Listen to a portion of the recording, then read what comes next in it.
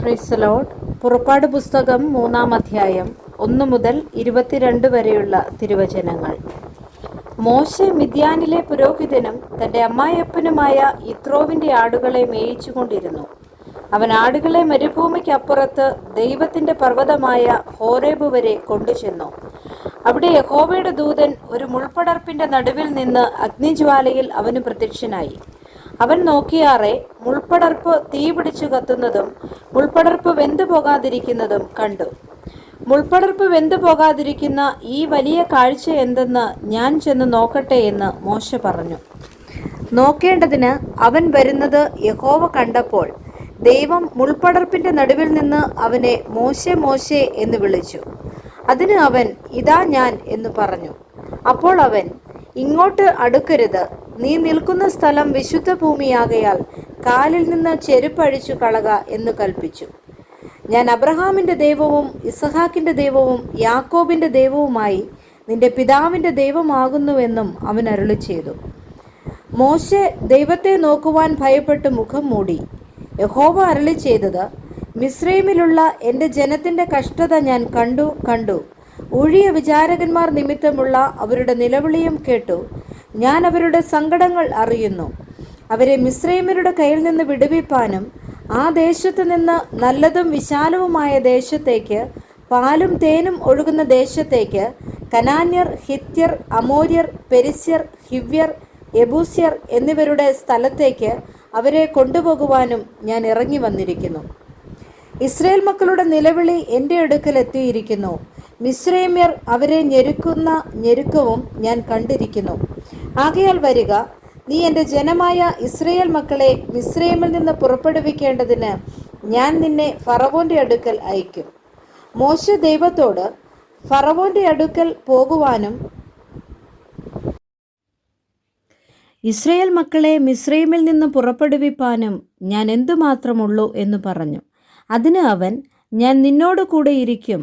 നീ ജനത്തെ മിസ്രൈമിൽ നിന്ന് കൂട്ടിക്കൊണ്ടുവരുമ്പോൾ നിങ്ങൾ ഈ പർവ്വതത്തിങ്കൽ ദൈവത്തെ ആരാധിക്കുമെന്നുള്ളത് ഞാൻ നിന്നെ അയച്ചതിന് അടയാളമാകും എന്ന് അരുളി ചെയ്തു.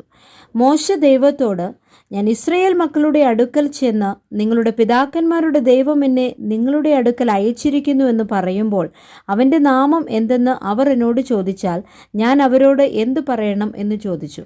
അതിന് ദൈവം മോശയോട്, ഞാനാകുന്നവൻ ഞാനാകുന്നു എന്നുള്ളവൻ എന്നെ നിങ്ങളുടെ അടുക്കൽ അയച്ചിരിക്കുന്നു എന്നിങ്ങനെ നീ ഇസ്രായേൽ മക്കളോട് പറയണമെന്ന് കൽപ്പിച്ചു. ദൈവം പിന്നെയും മോശയോട് അരുളി ചെയ്തത് എന്തെന്നാൽ, നീ ഇസ്രായേൽ മക്കളോട് ഇപ്രകാരം പറയണം, അബ്രഹാമിൻ്റെ ദൈവവും ഇസഹാക്കിൻ്റെ ദൈവവും യാക്കോബിൻ്റെ ദൈവവുമായി നിങ്ങളുടെ പിതാക്കന്മാരുടെ ദൈവമായ യഹോവ എന്നെ നിങ്ങളുടെ അടുക്കൽ അയച്ചിരിക്കുന്നു.